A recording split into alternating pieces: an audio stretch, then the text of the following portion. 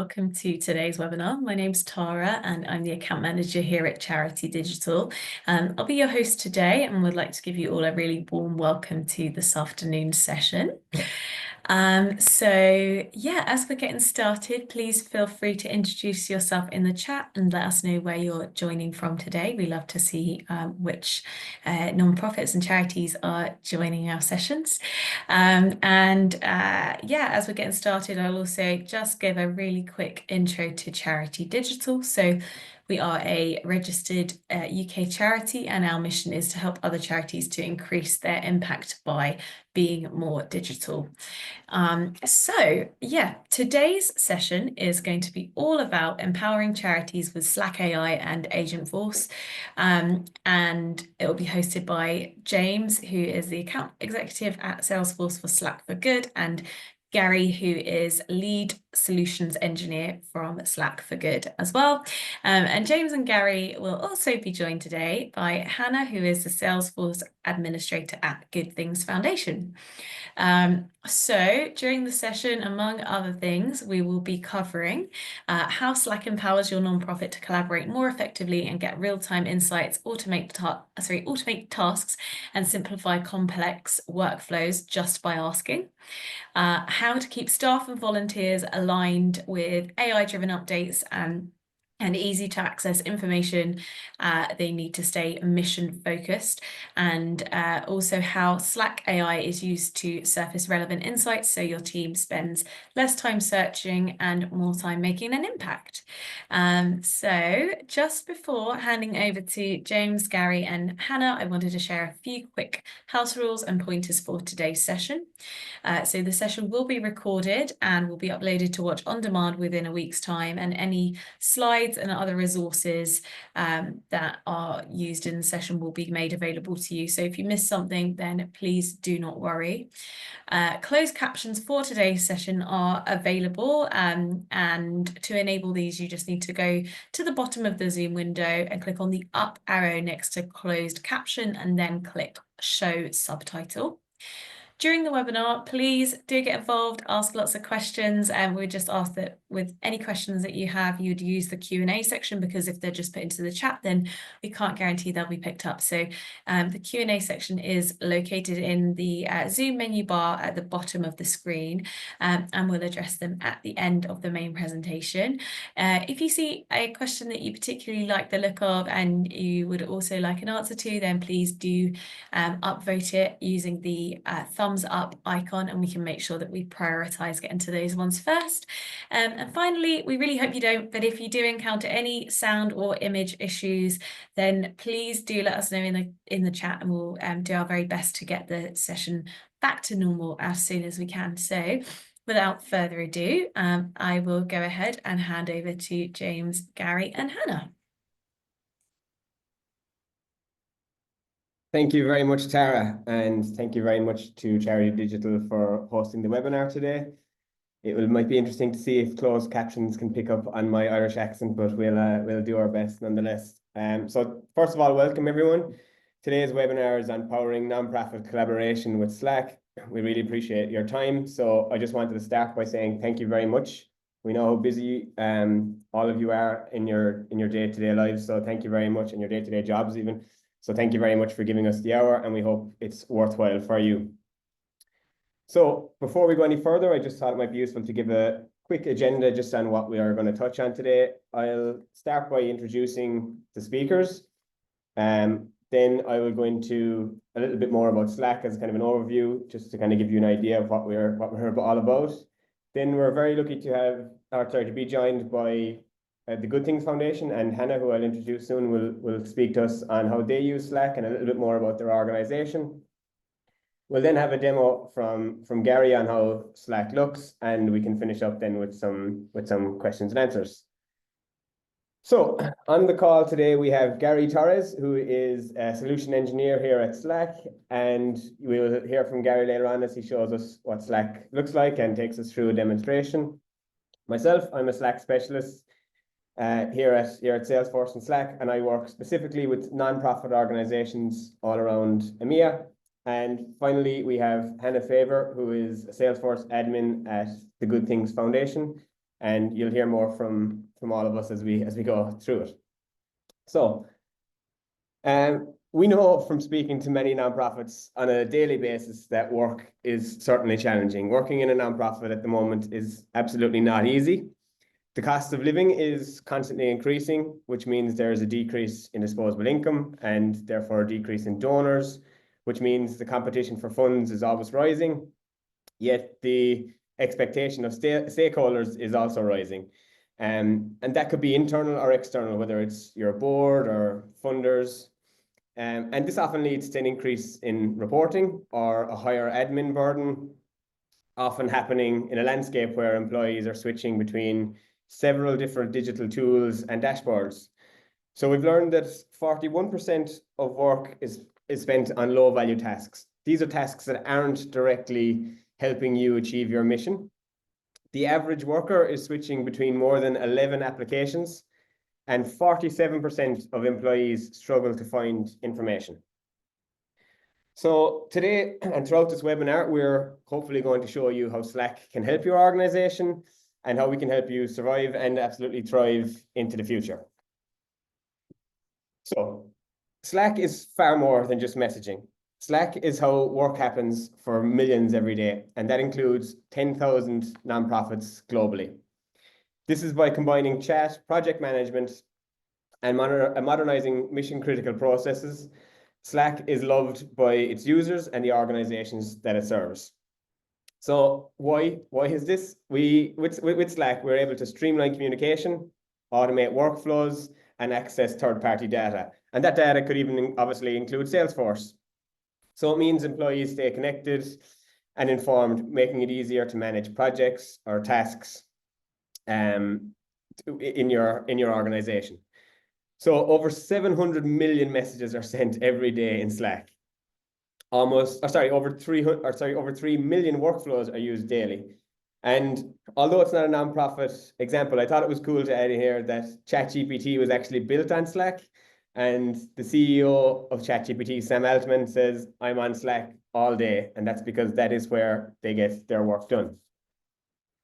So let's take a look at how Slack actually works.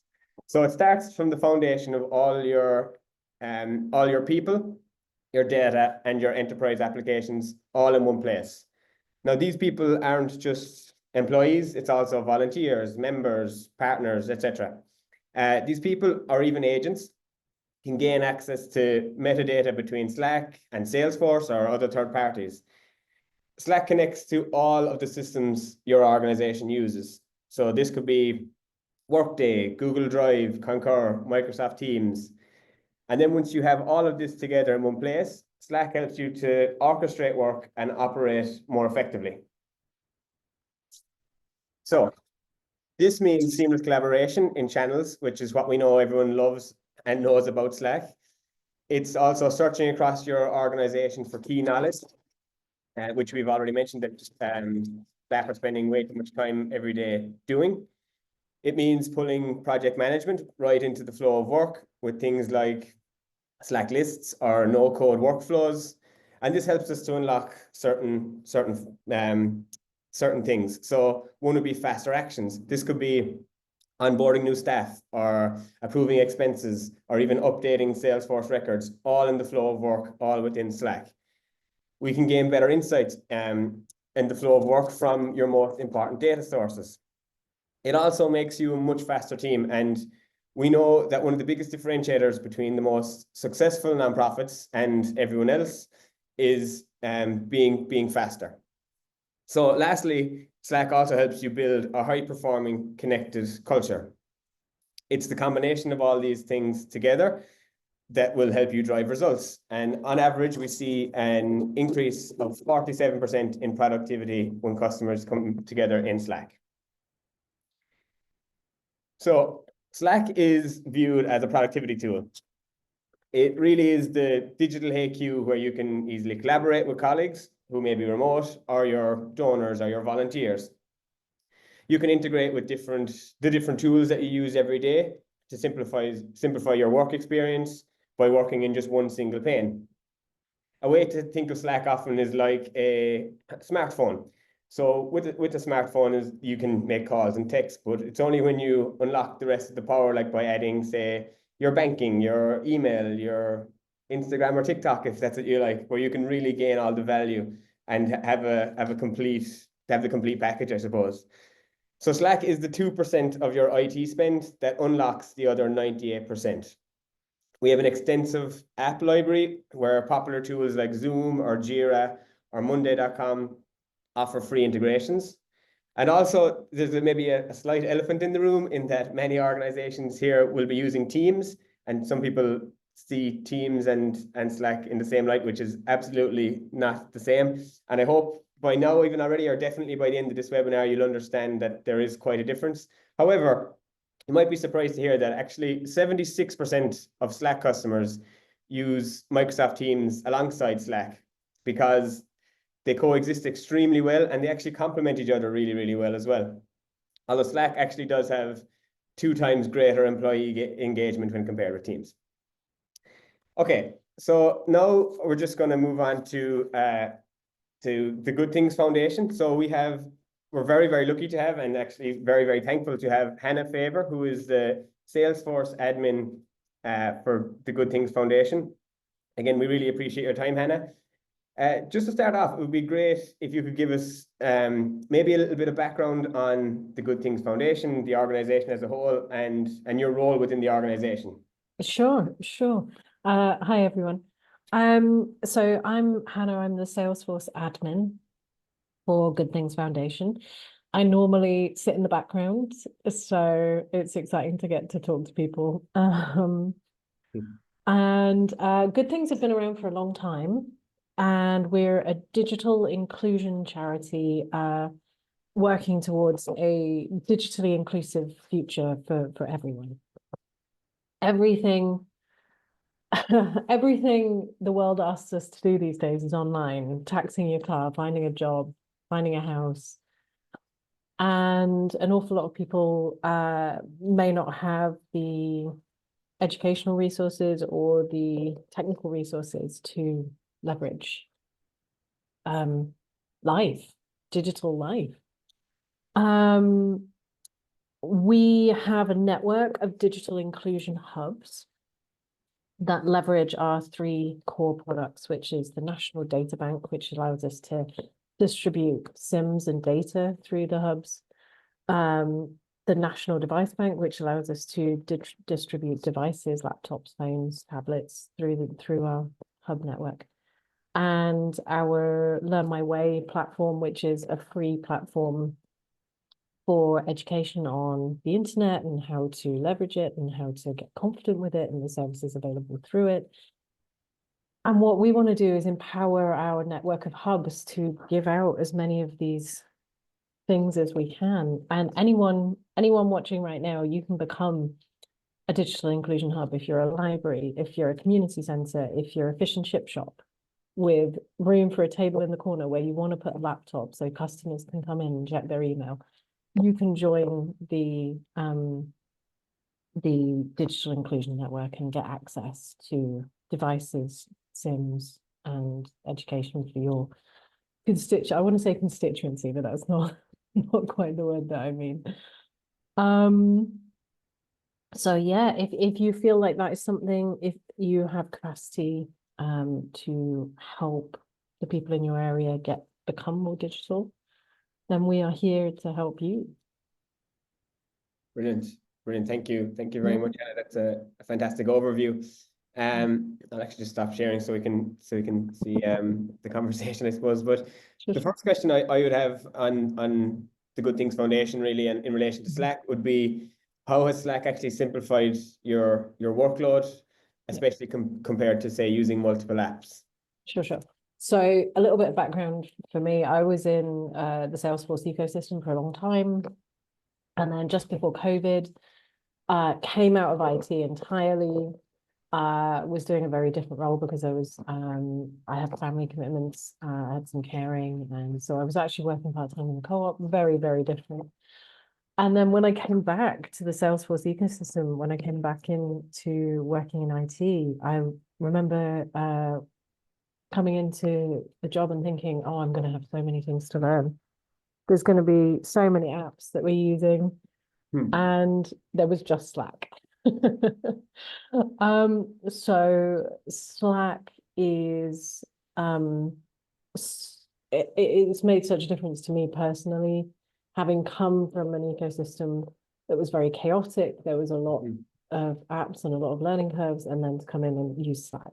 I mean, cognitive overload is such a problem in our digitally reliant workspaces. We have so many tools on our digital tool belts. So being able to funnel notifications from Monday, from Jira, from Google Workspace into Slack is just such a game changer. Yeah.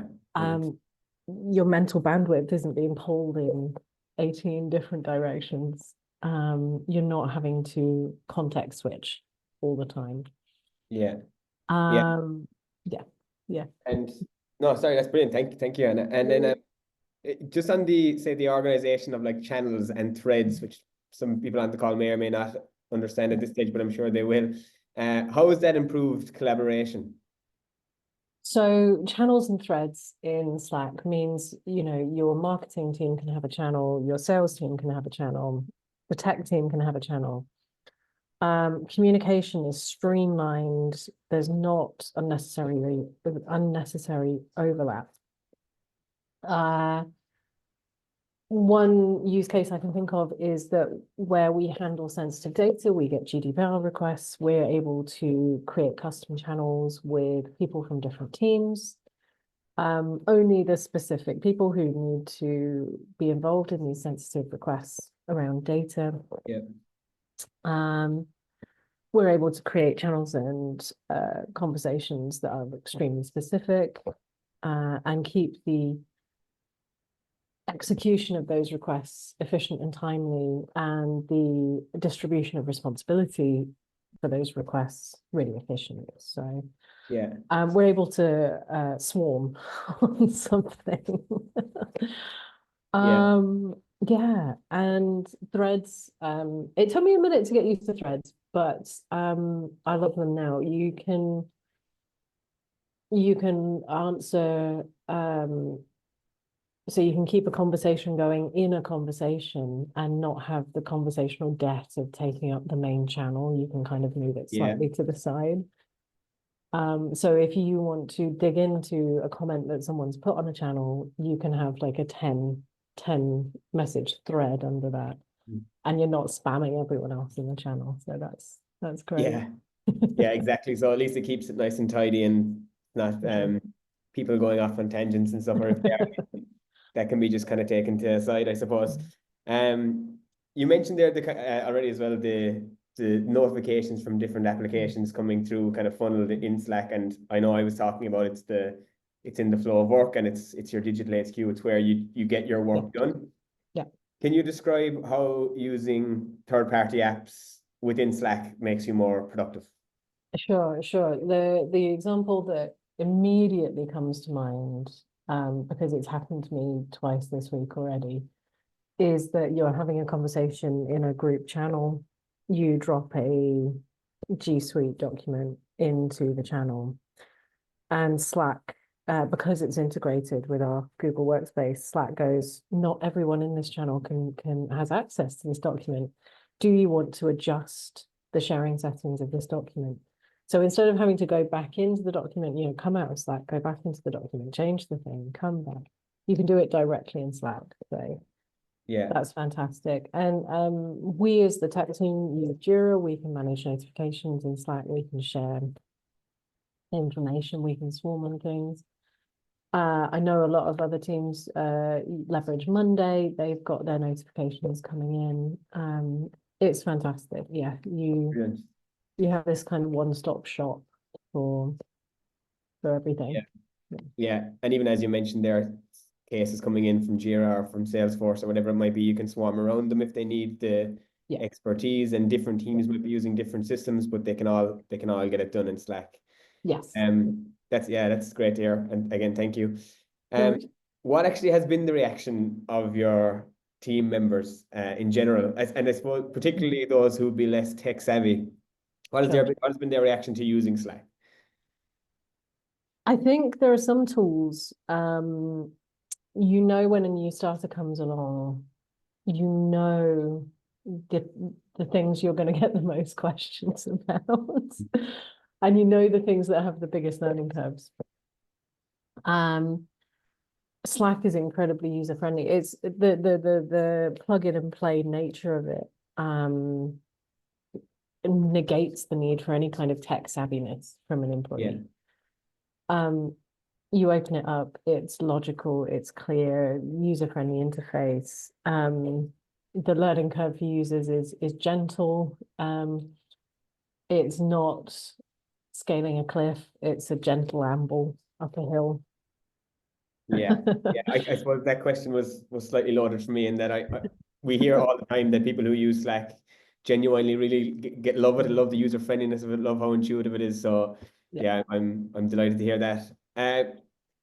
Going forward, I know you kind of mentioned already a lot of stuff you're doing with Slack, but going forward into the future, is there any kind of features that you want to explore a bit more detail? Is there any kind of parts you're not using yet, or where do you see the future going with your Slack use? I think we're just going to leverage it more and more and more. I think the surprise for me around Slack was how much it can do. I came on board expecting a chat tool, and what I got was workflow management, an employee phone book, a status directory for all employees. One thing I just want to touch on quickly is, I meant to say it a minute ago and I'm so sorry. Two things is that previously the way you used to work was very, very email focused. You would fire off an email and you wouldn't know if someone has opened it, what they're doing with it. You know, there's this like an inefficiency around email communication, which we're all so dedicated to because it's what we've I want to say grown up with.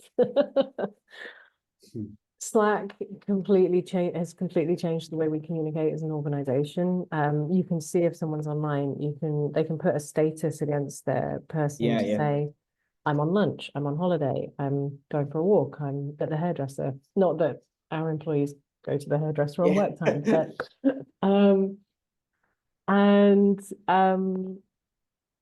Slack is like this all-purpose tool that tells you who's online, who you can contact.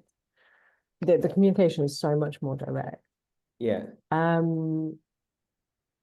I think for the future, what you want is a tool that you can ask the question, as we grow, can this grow? As we scale, can this scale? And there is so much that we haven't, we use Slack throughout the business all day, every day, for so many things, but there's so many parts that we haven't leveraged yet. And that we're looking forward to leveraging, and we're adding to our tech plan to leverage, you know, to build time in, to explore and to build on. The digital future is so bright. There is so much out there, but I think sometimes adding more and more tools in can slow a workplace down. And Slack allows you to have as many tools as you want, but keep the efficiency, keep the directness of communication, and not be context switching, not have to jump from thing to thing. Exactly. Even on that, Hannah, sorry to interrupt you, but even you mentioned, like, say, the notifications earlier, but also setting the status to away or whatever like that. It can be different for everyone, because I know for me, I like to have my reminders on kind of pretty much constantly, because I have a head like a sieve of things. I'll forget to join a call or whatever. So I like a lot of notifications, whereas someone else might be like, no, I don't want, I know what I'm doing. I don't want like it binging in the background telling me what, telling me my next meeting is starting. I know this. So you can customize all of that, which is really useful. Or as you say, set your status to away. I know if we're on PTO and we log into Slack, it comes up with an automated message saying, shouldn't you be on PTO at this stage, so time off. So yeah, and I think it would be definitely very cool to see what you can do with the likes of, say, workflows or whatever going into the future. For sure. And yeah, it's really interesting, and again, thank you. Just I suppose to finish up, I know you slightly mentioned it there that you hadn't used Slack before, but then when you did come in and start using it, that it was probably better than you expected, or a bit more than you expected. Is there anything else that you would say that you've encountered yourself, or that staff have encountered that maybe surprised you with Slack or that you weren't expecting? Yeah, actually, the culture building. I know that sounds really weird, but I'm a remote worker. The charity's based in Sheffield. I'm in Southampton, so it's a bit far to commute. But I know some of my co-workers better than I knew some of my co-workers in previous office jobs. We have channels for cute pets. We have Yeah. an LGBT channel. We have a bookworm channel. We've got a gardening channel. We've got a Christmas channel. Yeah. And it allows us as an organization that's partly remote and partly office based to create this great culture. And when you do go into fully in-person events, you have things to talk about with people that Yeah. you've sometimes not ever met because you're in these channels and you've built the culture, the Yeah. culture's there on Slack. Also Brilliant. huddles. Okay, yeah. I love a huddle. A huddle is a quick use tool. You can very quickly kind of call someone essentially, and you've got all the video and audio capability of a Google Meet or a Teams meeting. We really leverage it for live issues. Yeah, I get you. And yeah, exactly. And with the huddles as well, we get you get access, or sorry, everything you write down throughout the notes is saved in your chat transcript anyway, so it's really handy. Yeah, no, that's brilliant. That's great to hear all of those examples and use cases. It's really, really interesting, Hannah. And for anyone on the call, Hannah was actually slightly unwell and she's still joining us. She's still joining us here. So we really, really appreciate your time. And No. and thank you for joining. Also, we will have some questions and answers at the end. So some of them might be directly for Hannah, if not about Slack. So we can keep those in. But for now, Hannah, thank you very much again. And I'm going to pass it over to Gary, who's going to do a demonstration and kind of show us what Slack will actually look like. So thank you, Hannah. Cool. Thank you. Cheers. Thank you, Hannah. Hey, James. Hey, team. How are you? Can you confirm you can see my screen? It should be a purple screen saying demo time. Yep. Very good. Thank you. My name is Gary Torres. I'm a solutions engineer here at Slack. And basically, my job today is to show you how Slack works, how it looks, and how we can get the most out of it. And for that, I've built a little scenario around volunteering management. I know we're all different nonprofits, but at some point we have to deal with volunteers and we have to provide some type of space for them to create the community and also to allow them or help them to help us. And of course, impact the communities and our goals. So I'll show you a little bit how you can achieve that through Slack on my demo. So we're going to be jumping into the shoes of Sarah and David.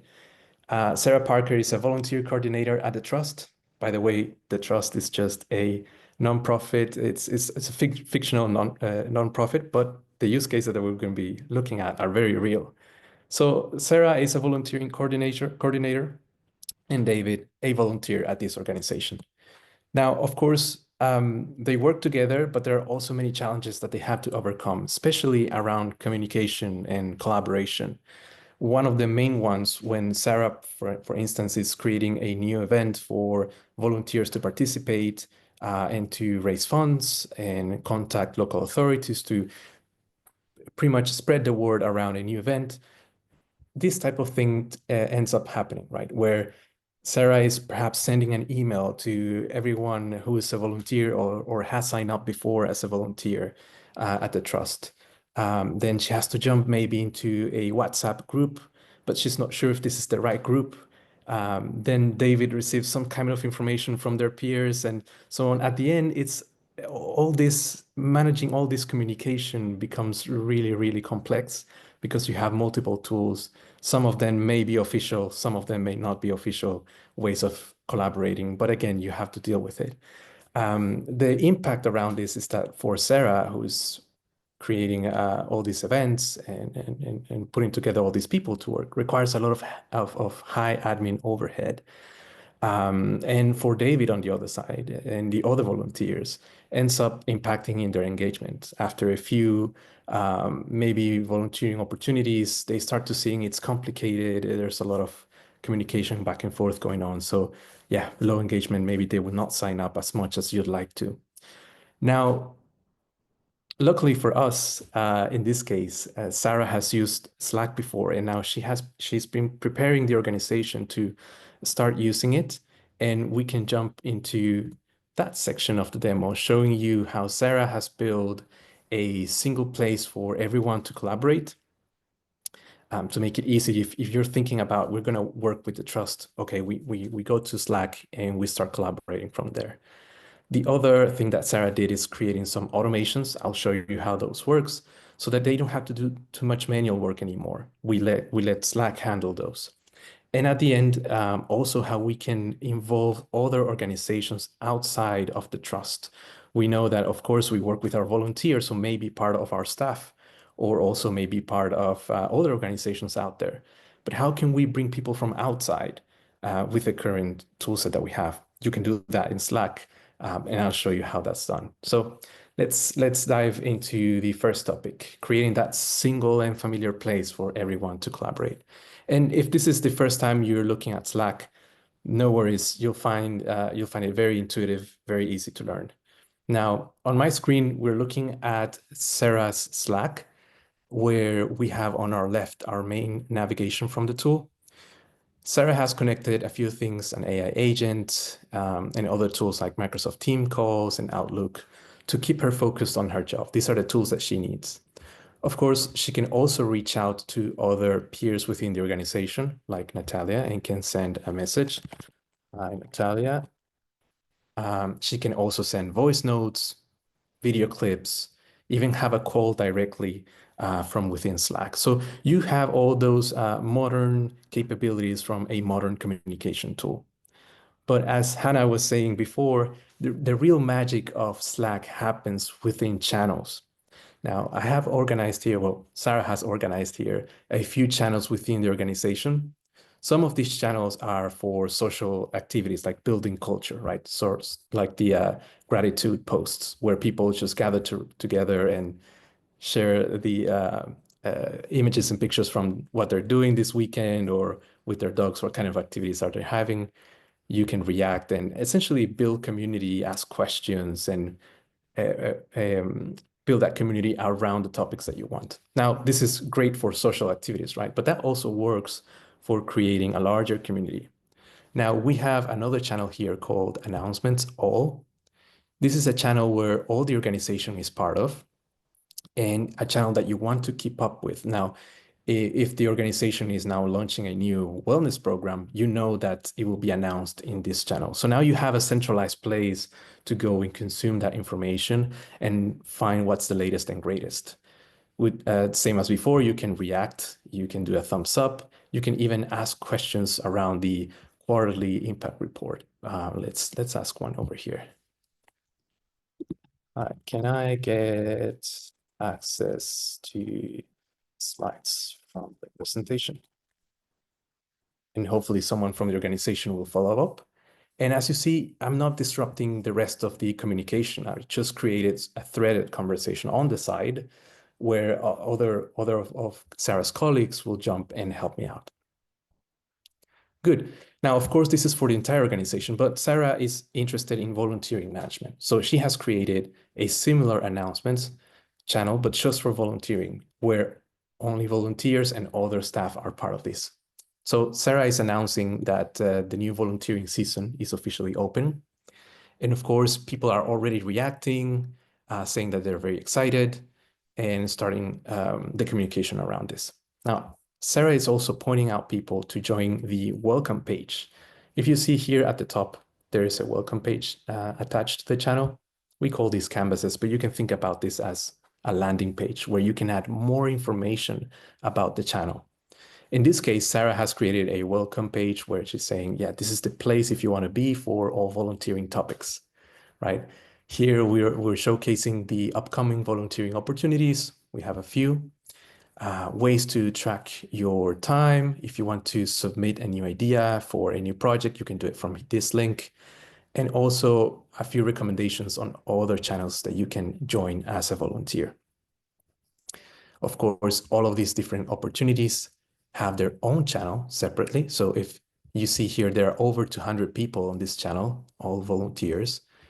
If you want to just talk about the park cleaning project or the teach a skill project, we can click on this one and we'll find now a smaller crew because people are just joining to this new program. And in a similar fashion, she has created a landing page to learn more. So to learn more about this project. So, okay, we're teaching you practical skills at the tower. You can learn when, from what time. You can track your time here. You can see the timeline of the project. You can see who's organizing this and keep on adding more and more information. Now, this is great because now you have built structure for your organization. Volunteers now, when they join, they know that they just have to follow the volunteering channels, and it makes it easier for them to consume information. There are other things that you can build too, like knowledge centers, if you want to dedicate channels to specifically learning and sharing learning material, a Slack Academy channel for people to learn more, and as I showed you at the beginning, some gratitude posts to share posts about your dogs or cats or any other pets, just to lighten the week. Good. So as you can tell, it's a very structured way of finding information. It's very familiar. You just have to look for the right channel and join, and then you can start interacting with the rest of the organization. Now let's go back.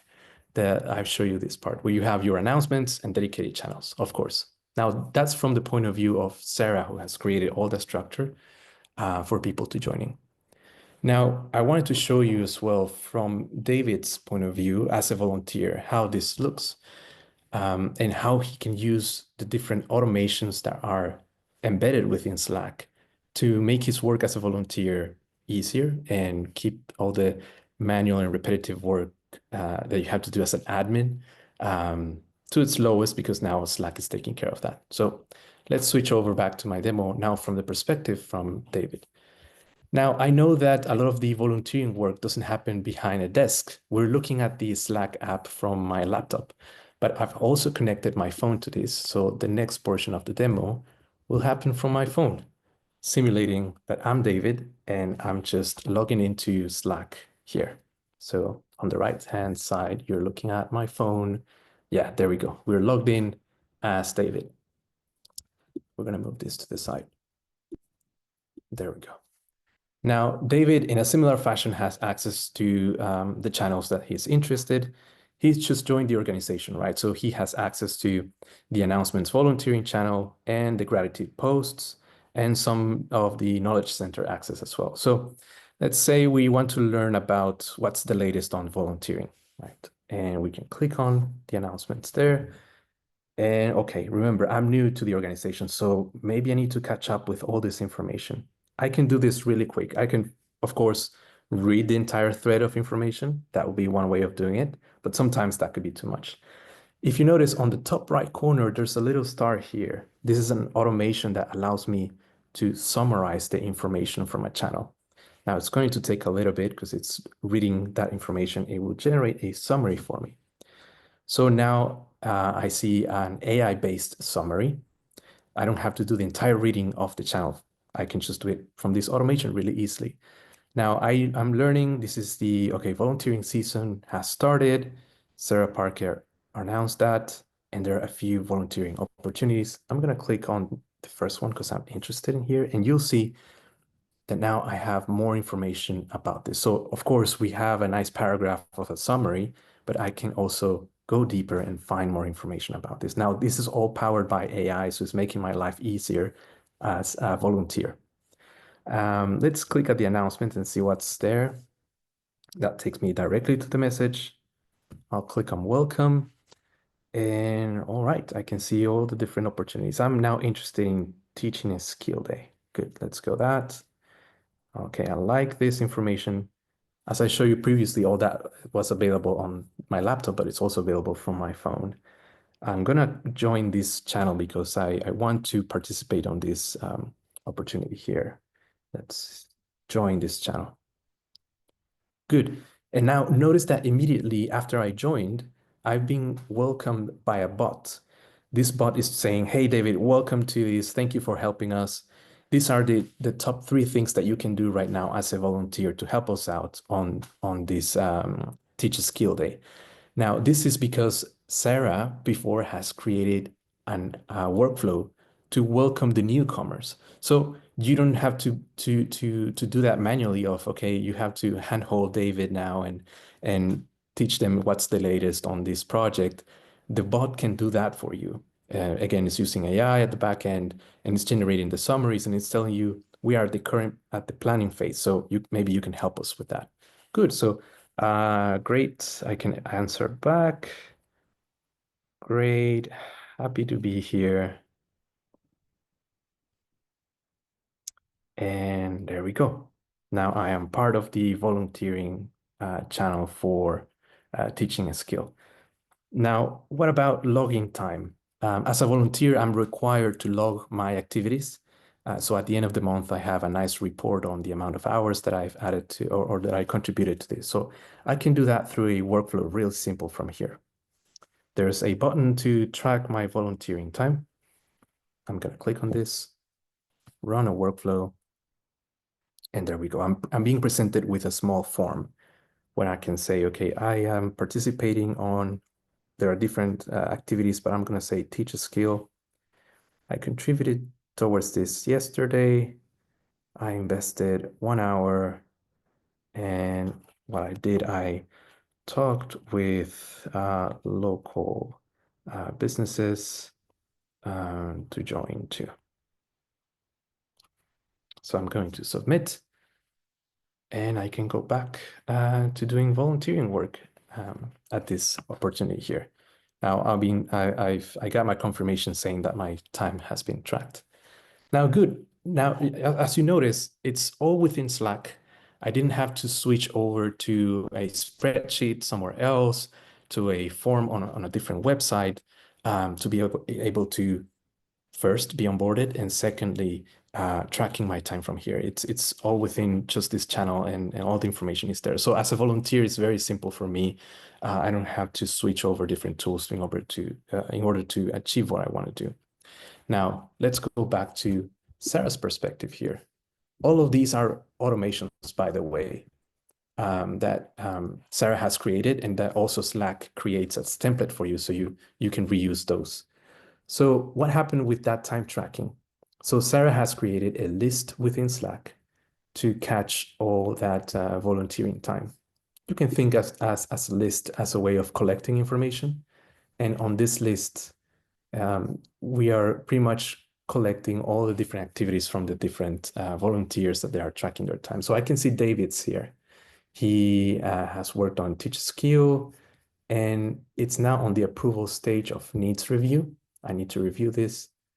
And he said he talked with the local businesses. Okay, now I can start reviewing this. I can put it in review, approved or decline. And let's say if, yeah, I'm going to move this to approved.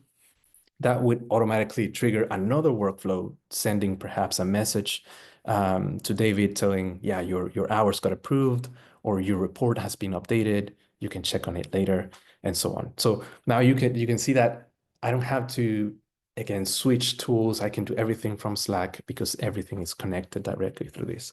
I can visualize this as a list, but I can also visualize it as a board if you really like Kanban boards, where I can move my different tasks, put them in review, approved, or even decline some of the requests. I can do that as well. You will learn as you use Slack that Slack is very flexible in ways of how it presents information for you to be able to accomplish your goals. Phew. All right, I know that was a lot on workflows and automations, and please let me know through the Q&As if you have any questions around this. More than happy to help you on that. Now, we saw how, from David's perspective, it's really easy to find information, to summarize it as well. Just click on a button and summarize an entire channel for you. And also tracking hours becomes a breeze. You don't have to jump to different tools out there. Now, the third thing and last that I want to show you on this demo is how you can collaborate with external organizations. Of course, we're working with volunteers from the trust. Some volunteers might be from other organizations, and sometimes you need to involve other companies out there. How do you do that? Is it possible to include these organizations within? And the answer is yes. And luckily for us, it's very, very simple. Let me show you how. Coming back to our demo, you can see that if I click on the project park cleanup here, we have our regular channel where we saw that people are having conversation. We have, again, our canvas with extra context around the channel. But you will also notice at the bottom that I have added 2 external people, one from the police department and the other one from the local council. If we click on this, we can see who they are. So we have Dina, she's a public events coordinator at the local police, and the council coordinator from the local council, right? So we can add even more people to these channels, and it really it's as easy as just clicking add people, and maybe I could add James to this one just by sending them an email. If I click on add James, you should be able to receive that invite and join afterwards. But it's as easy as that.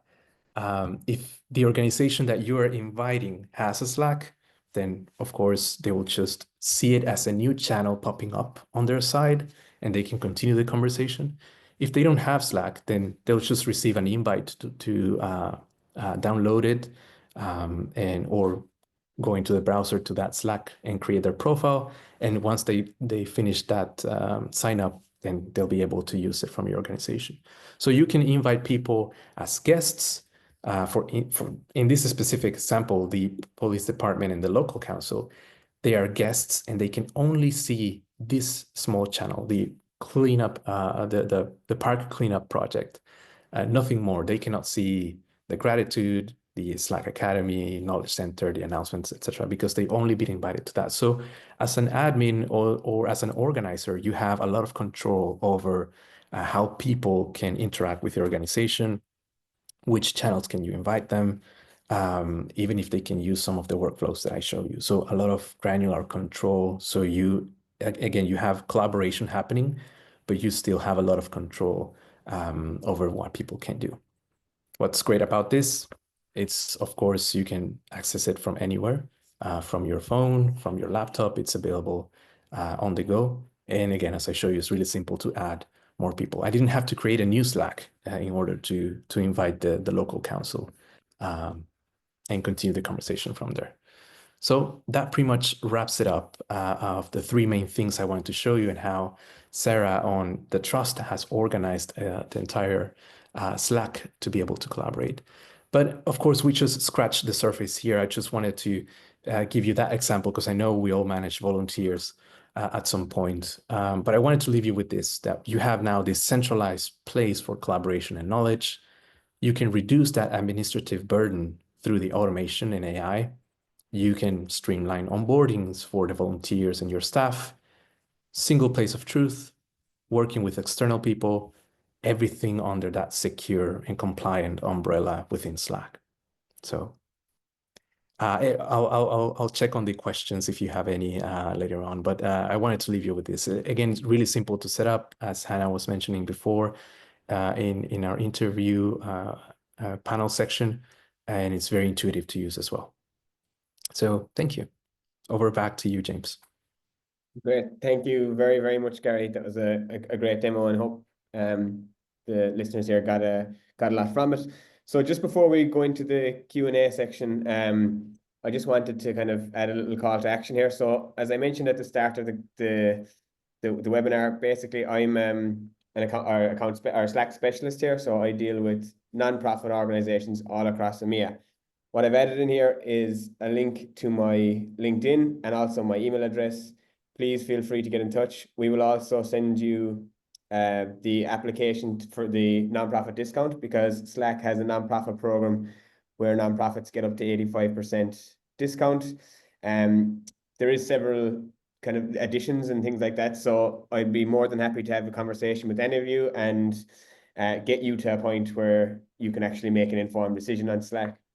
So if there's anything here that you saw or you'd like to evaluate in a bit more detail, please do get in touch. You can, as I say, use the QR code here or get in touch by my email address. I work specifically with nonprofits, so I'd be very happy to help. And just with that, I think it's there is some questions and answers in the section here, and just I think some of the more technical ones, Gary, I'll leave to you. Just on the very first one from Andrew, it's around Slack licensing. If you have just a couple of staff, that's absolutely fine, but you want to invite external consultants or anyone else into your workspace, they can absolutely join your workspace, and you can set it up where they only have access to certain different things if that's what you want. And as well as that, they don't even need to have, let's say it's a specific email domain, they don't need to have that exact one. They can have any email they want, even if it's a Gmail. So sorry, to answer your question, yes, you can add them into your workspace and they would just need an additional license. However, if you wanted to add them as a guest, that would mean they only have access to one channel. There isn't a cost for adding in a guest. So yeah, I hope that answers it. But again, feel free if you want to discuss further, I'm happy to take it offline after the call. That's perfect. James, if it helps out, I'm more than happy to read the questions out and then feed them to you guys if yeah, you're sure. yeah, that's perfect. All right, yeah, sure. So, and thanks, guys. That was really, really interesting. So next question comes from Sarah, who said, "Hello, my team moved to Slack about 2 years ago. While we like a lot about it, one of the main complaints is that is how to search effectively. So hopefully that's something that we can help Sarah to overcome. Threads are good, but sometimes a topic is discussed within a channel. Weeks later, further info comes up." How to easily find the earlier information. I know about bookmarking and saving for later, but people still struggle. So yeah, any guidance around that? I guess James or Gary would be really helpful. Yeah, I can jump on that one. Search is getting better and better each day at Slack, and I can perhaps just quickly jump back into my demo environment here. I have one quick example here where now you can ask, well, previously you could do just keyword search, right? If you're looking for a document, you have to remember a few keywords. But now you can do what we call natural language search, which is asking the question in plain English. So in this case, do we have a learning and development program? What this will do will trigger a search with AI at the back end of things. And as you can tell now, it's building the answer for us based on the different channels that I am part of, and sometimes from the channels that I'm not part of, because I'm not aware of everything that is happening within Slack. So on this one, it was capable of telling me, yeah, we have a learning and development program, just got launched. These are the things that you can learn from it. If I click on the sources, that will take me directly to the message of, in this case, the announcements all channel. So again, search is getting better and better now with AI enabled. And of course, it will be able to find that for you, find which is the most relevant. It was able to find the relevant for me because people have reacted, and it's pretty much interacting with that answer. So now you can ask questions directly to Slack instead of just searching for information the regular way. I hope that helps. Brilliant. Yeah, that was super insightful. And I can see that the author of the question has come back in the chat and said that was amazing. So yeah, thank you, Gary, so much. That's really good. Yeah, so next question is from Andrew, who asks, to integrate Slack with, say, Microsoft 365 for business, for example, can the integration be done by a non-technical person? Yeah, I can answer that one as well. Yeah, it's very simple. You can think about it as installing apps in your phone. If you can download an app in your phone, you definitely can install an app within Slack. It's very simple. Slack has something very similar to an app directory. We call it apps marketplace. So if I just click on this and I'm looking for all different kinds of integrations. I can do a search from here. So let's do Microsoft, and it will give me that list of everything that I can connect directly to this, right? So if I want to add Outlook, Excel, or any other, I can just click on add. And of course, if the admin in the Slack organization has approved it, it should be able to create that connection for you. And now you have your Slack and your Outlook or your other Microsoft tools connected within it. But yeah, it tends to be really simple just to download the app or install it within your Slack. Fantastic. Thank you, Gary. And yeah, that definitely looks like something that anyone could do. I think I could even cope with that. And the live demo is really helpful. So yeah, thank you so much. Another question that's been upvoted is are the summaries. Yeah, the person asks if they're right to assume if the summaries are a paid add-on. Yeah, so I can actually answer that one. So pretty much everything we saw today is Slack as standard, but so it's not like we have hidden add-ons or anything. However, Slack AI is an add-on, and Slack AI is where you get your channel recaps, the AI-powered search, thread summaries, even things like huddle recaps. So yeah, that is correct in saying that Slack AI is an add-on. All right, brilliant. Thank you. Thanks so much, James, for that one. And then we have another question from Sarah, which is, some of my colleagues use their email as a task list. Can you show us how to save tasks for later and create a task list? Yeah, absolutely. I show you at the beginning a list where all the volunteer and time tracking happens, right? But you can also create a list to keep your to-dos. And pretty much keep a list of your things that you have to do, and you can share that with the rest of the team. So maybe these are our team to-dos, right? And we can put the name of the task here, the people who is assigned. Oops, let me save this. And a date for when this is due. And now we can all collaborate and put this list as part of a channel or a canvas, and then the rest of the team can collaborate and keep adding more tasks to this list. Now, I know that was a super quick answer towards that, but the idea is that yes, you can build those lists really quick and share them with your team. That's wonderful, Gary. Thank you. And I think the super quick answer is just an indication of how straightforward it is. So that's yeah, that's wonderful. So we probably got time for one more question. So well, yeah, we'll go as quickly as we can. So we got a question from Nigel who says, we work with external volunteers who register with us in Salesforce. We're looking at ways to invite people to events in addition to the emails we send. Is there a way that we can send an invite link out to all of our volunteers? Yes, the answer is yes. There are multiple ways you can bring people into your Slack. One is the one I show you where you have their emails and then you put it into a box and that will generate the invite for them.